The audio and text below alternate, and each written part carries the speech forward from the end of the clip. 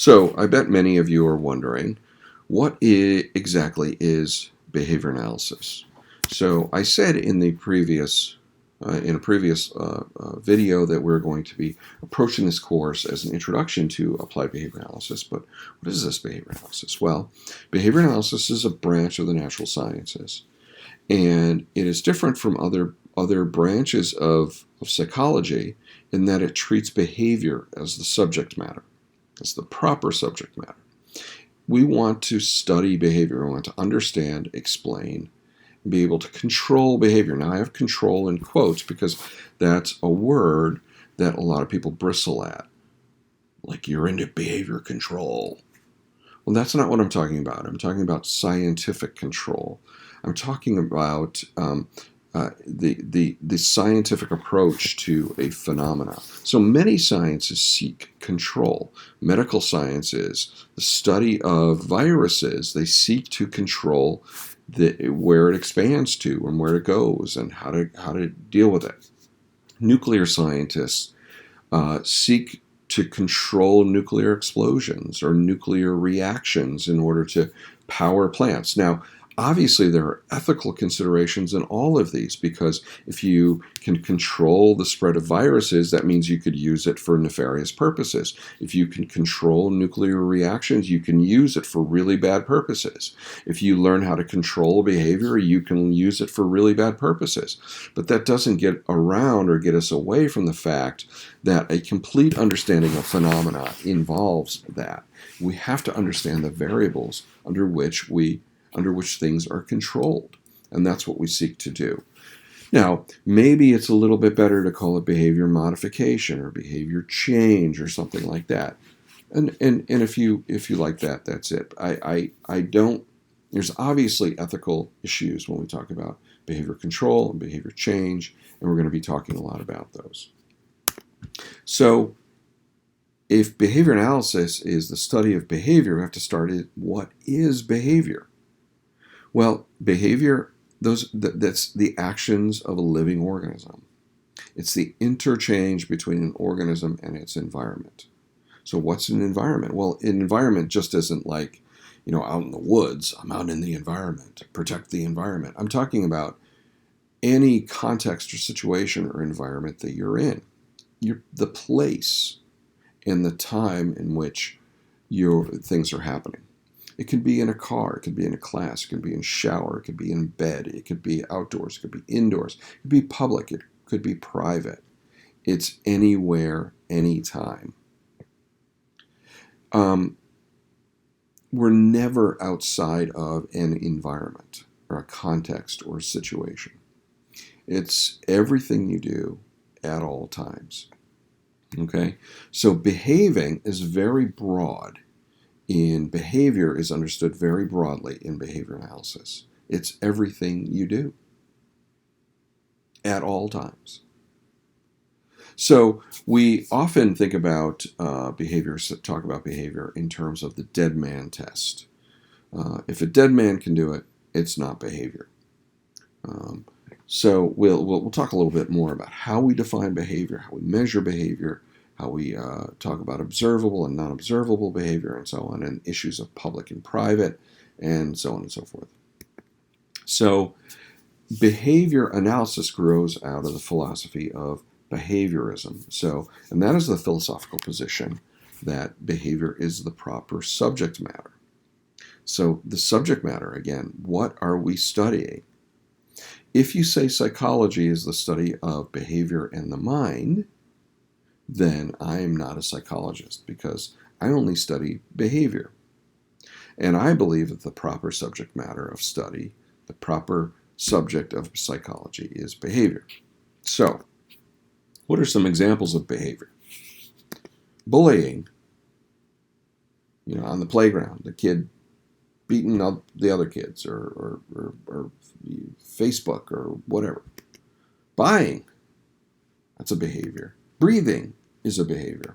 Bathing is a behavior. Beatboxing is a behavior. Beating is a behavior. There's a lot of things. Again, it's anything we do at any time. What's not behavior? Well, anxiety is not behavior. Depression is not behavior. Frustration is not behavior. Memory is not behavior. Cognition is not behavior. Emotion is not behavior. Motivation is not behavior. Vision is not behavior. Sound is not behavior. Language is not behavior. Matt, this behavior analysis stuff isn't very interesting because all the stuff that you don't want to study, that you say is not behavior, is all the interesting stuff, right? That's probably what you're thinking now, is that all the stuff that you want to study, all the stuff that seems interesting to psychology, you're saying is not behavior, and since you only study behavior, you're not going to study this. Well, I have a problem with all of these terms because they refer to things that I don't think we can see. I think that all of these are what we call hypothetical constructs in psychology. But just because anxiety isn't behavior, pacing, sweating, heart palpitations, those are behavior. That is behavior. Sleeping, a low heart rate, disinterest in things, slow responding to things, self-deprecating talk, I'm so bad, those are behaviors. Muscle tenseness, elevated heart rate, excitation, those are behaviors. Remembering is behavior, thinking is behavior, feeling is behavior, doing is behavior, seeing is a behavior, hearing is a behavior, and talking and reading and listening are behaviors. So we can study all of this from a behavior analytic perspective. We'd prefer not to talk about these constructs. Why not? So what? Instead of memory, we should properly say remembering, or remembers, organism remembers. Instead of sensation, we should say seeing, hearing, etc. And instead of emotion, we should say that someone feels eager or angry or afraid. But, like other sciences, psychology finds it convenient to transform its verbs into nouns. Then what happens? We forget that our nouns are merely substitutes for verbs and start hunting for the things denoted by the nouns, for substances, forces, faculties. But no such things exist. There is only the individual engaged in these different activities. Notice this phrase. This is a quote from a writer, a psychologist, famous psychologist. Transform its verbs into nouns. I'm going to be talking about this throughout the semester as a particular type of logical error we call the error of reification. It's turning an abstraction into something concrete. It's turning an action into a thing. And that is a problem. Intelligence, consciousness, and the unconscious belong with such terms as skill and speed. They are properly adverbs, the facts being that the individual acts intelligently, consciously, or unconsciously, skillfully, speedily. A safe rule on encountering any abstract psychological noun is to make it concrete by changing it into the corresponding verb or adverb. Much difficulty in unnecessary controversy can thus be avoided. This is a quote not from B.F. Skinner, but from a psychologist named Woodworth. He was one of the first people to publish a psychology textbook. This was a quote from him in 1921, almost 100 years ago. Now think about contemporary psychology. Think about all of those terms that I just mentioned and how they do so much work in explaining what we find interesting about psychology. So this brings us to the language of behavior analysis and why it's different and what struggles you might have. Now, all branches of science use technical language and terms. In neuroscience, you might have heard about dopamine or the substantia innominata or an axon. Now, the funny thing about the word substantia innominata is that it's Latin for unnamed substance. So it's the substance without a name. But it's a substance, but it's without a name. That's kind of funny. In ornithology, the study of birds, feather and beak and raptor are technical terms. In aviation science, wind speed and lift and raptor are technical terms. In auto engineering, combustion, fuel mixture, and raptor are technical terms. In paleontology, fossil, Jurassic, raptor are technical terms. Notice, however, that raptor refers to 4 different things depending on the context or the field of study. It may refer to bird of prey, a red-tailed hawk, an eagle, a bald eagle, a Mississippi kite, a hawk, an osprey. Those are all raptors. It may refer to an F-22 fighter jet, which is called a raptor. It may refer to a trim level of the F-150 Ford truck called the Raptor, or it may refer to a small dinosaur with feathers, actually, called a velociraptor, or the raptor species. So raptor, if you are talking about raptors to a Ford truck owner and you're an ornithologist, he may say, "What the hell are you talking about? The truck flying? What are you talking about?" So their science has technical terms. All branches of science have technical terms. Behavior analysis has technical terms. Now, the problem with language and behavior analysis and explanation, there are 2 problems. The first one is that common language terms, things that we talk about every day, intrude, or the technical terms intrude in our common language, or our common language understanding intrudes in the language of behavior analysis. The terms positive and negative reinforcement have very technical meanings in behavior analysis, yet they're used in common language. They're used when we're talking all the time. And punishment is another one that we use, but it has a technical meaning in behavior analysis that is not necessarily the same as the way we use it in our common language. So a psychologist might be talking to a behavior analyst about punishment, and what the behavior analyst hears is one thing, and what the psychologist says is something different. Just like we have an ornithologist talking to a Ford truck lover. The second problem, which is the more nefarious kind of problem, I want to talk more about, and that is the locution or the directionality of our explanatory language. Okay, so the language of behavior analysis is going to focus on the history of the organism and its current context and history of context. So it's going to focus on what's happening now and what's happened in the past, its current situation, its past situations. We call these situational, social psychologists call these situational causes or situational attributions. If you remember attribution theory from social psychology or intro or something like that. Now, what the person organism is like, its genes, its memories, its character, its personality, those are dispositional causes. Those are dispositional attributions. Okay? Now, when we use the English language when speaking about causes, notice that it's inherently bipolar.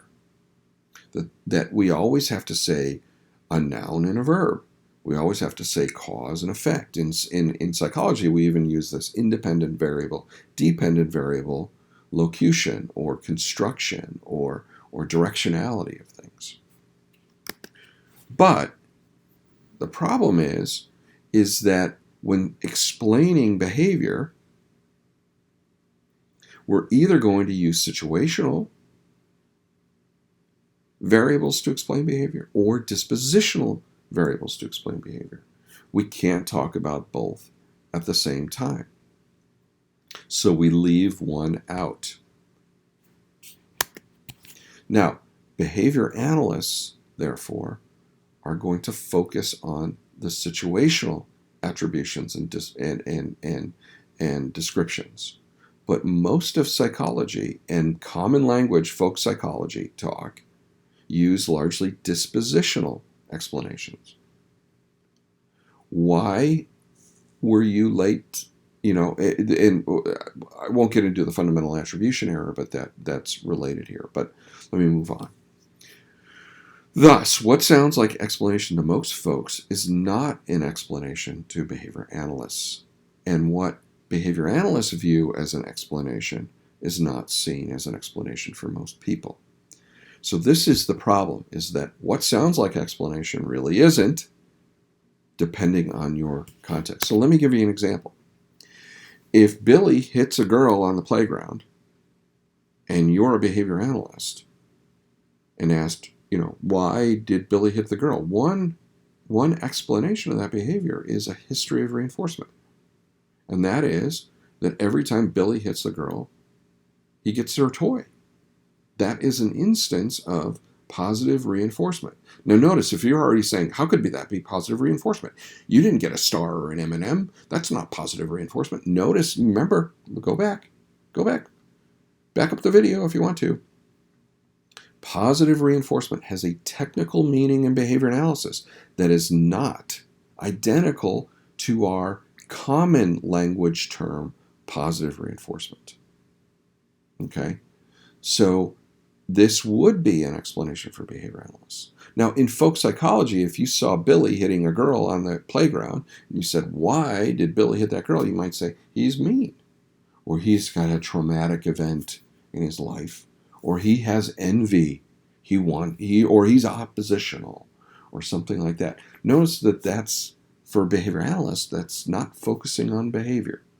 That's what we're going to do in behavior analysis. Now, the take-home message of all of this is, just as Woodworth recommends or says, language is tricky, so we have to be precise.